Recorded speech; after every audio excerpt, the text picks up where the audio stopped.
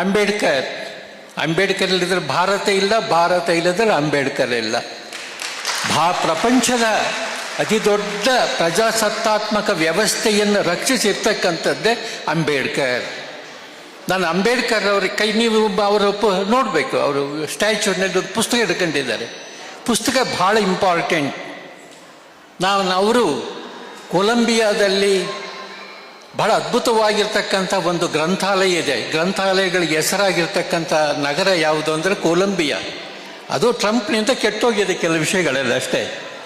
ಆದರೆ ಅದ್ವಿತೀಯವಾಗಿರ್ತಕ್ಕಂಥ ಆ ಒಂದು ಗ್ರಂಥಾಲಯದಲ್ಲಿ 55 ಲಕ್ಷ ಪುಸ್ತಕಗಳಿರ್ತಕ್ಕಂಥ ಗ್ರಂಥಾಲಯ ಅದು. ಆ ಗ್ರಂಥಾಲಯದ 2ನೇ ಮಹಡಿಯ ಮೊದಲನೇ ಕೊಠಡಿಯಲ್ಲಿ 2 ಚೇರುಗಳನ್ನು ಇಟ್ಟಿದ್ದಾರೆ. ಅವು ಕಟ್ಟಿಗೆ ಚೇರ್ಗಳವು. ಅವನ್ನ ಗ್ಲಾಸ್ನಲ್ಲಿ ಇಟ್ಟಿದ್ದಾರೆ. ಒಂದು ಚೇರ್ ಮೇಲೆ ಕಾರ್ಲ್ ಮಾರ್ಕ್ಸ್ ಅಂತ ಬರೆದಿದ್ದಾರೆ, ಇನ್ನೊಂದು ಚೇರ್ನಲ್ಲಿ ಡಾಕ್ಟರ್ BR ಅಂಬೇಡ್ಕರ್ ಅಂತ ಬರೆದಿದ್ದಾರೆ.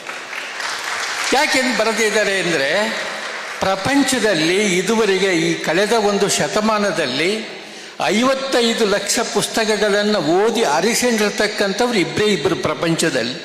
ಅವರು ಒಬ್ಬರು ಕಾರ್ಲ್ ಮಾರ್ಕ್ಸ್, ಇನ್ನೊಬ್ಬರು ಅಂಬೇಡ್ಕರ್. ಆ ಪುಸ್ತಕಗಳನ್ನು ಬರೆದು ಟಿಪ್ಪಣಿ ಮಾಡಿ ಇಟ್ಕೊಂಡಿದ್ರು. ಆ ಟಿಪ್ಪಣಿಗಳೇ ಸುಮಾರು 28,000 ಪುಟ ಟಿಪ್ಪಣಿ ಬರೆದಿಟ್ಕೊಂಡಿದ್ರು. ಅದು ದುರದೃಷ್ಟವಶಾತ್ ಅದನ್ನು ಕೊಂಡೊಯ್ತಕ್ಕಂಥ ಒಂದು ಹಡಗು ನೀರಿನಲ್ಲಿ ಮುಡಿಬಿಡ್ತು.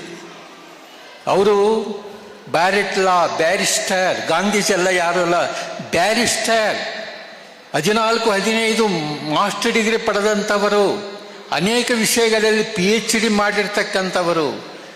ಅಂಥ ಒಬ್ಬ ಅಂಬೇಡ್ಕರ್ ಅವರ ಜನ್ಮ ದಿನಾಚರಣೆ ಕೇವಲ ದಲಿತರಿಗೆ ಮಾತ್ರ ಸೀಮಿತ ಅಲ್ಲ, ಅದು ಇಡೀ ಪ್ರಪಂಚದ 700 ಕೋಟಿ ಜನರು ಆಚರಿಸಬೇಕಾದಂಥ ಒಂದು ಹಬ್ಬ, ಅದು ವೈಚಾರಿಕ ಹಬ್ಬ ಅದು.